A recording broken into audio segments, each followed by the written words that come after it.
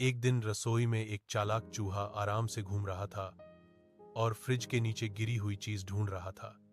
तभी पीछे से एक बिल्ली आई और गंभीर आवाज में बोली कि अरे चूहे, रोज रोज मेरे इलाके में आकर चोरी करते हो, जरा भी डर नहीं लगता क्या?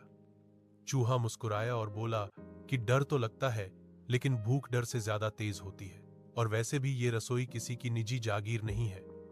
बिल्ली ने आंखें तरेरी और कहा कि आज तो मैं तुम्हें पकड़कर ही रहूंगी, क्योंकि पेट में चूहे की बहुत याद आ रही है।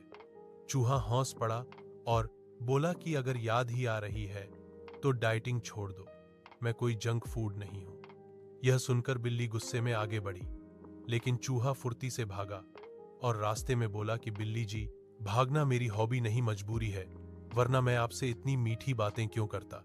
कुछ देर तक दौड़ भाग के बाद बिल्ली हांफने लगी और फर्श पर बैठ गई। चूहा थोड़ी दूर रुककर बोला कि आप रोज मुझे पकड़ने की कोशिश करती हो, लेकिन कभी जिम जाने की कोशिश क्यों नहीं करती?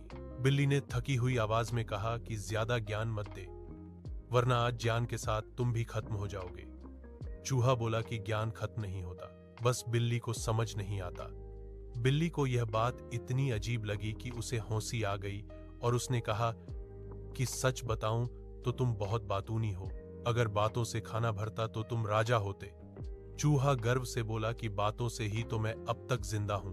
थोड़ी देर बाद दोनों फिर आमने सामने आ गए। बिल्ली ने नरम स्वर में कहा कि हर दिन दुश्मनी ठीक नहीं, चलो आज एक दिन के लिए दोस्त बन जाते हैं। चूहा बोला कि दोस्ती ठीक है, लेकिन पहले यह तय कर लो कि दोस्त को खाना नहीं कहा जाएगा।